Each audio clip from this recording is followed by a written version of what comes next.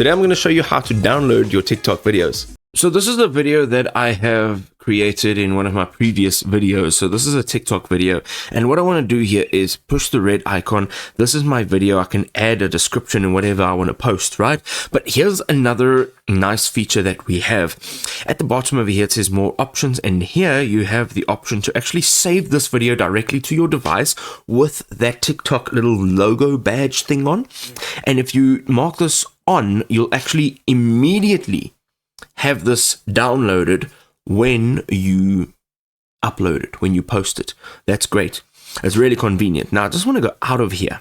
Okay, so let's just say discard. Let's just remove this and let's go to our profile. Now what if we want to download a video that's already on our profile? Now you'll know if you are able to download a video, you'll have to own the rights to that video. Okay, there are different options. So let's just say, for example, this very cool fire video that I made, you can see once it decides to play, we've got this wonderful video here. Now on the bottom of this video you will see there's 3 dots, and here you will see a download button. Once you tap on download, this will be downloaded to your device, and then you can repost it somewhere else if you'd like, or if you just want to have it for safekeeping, it'll be there.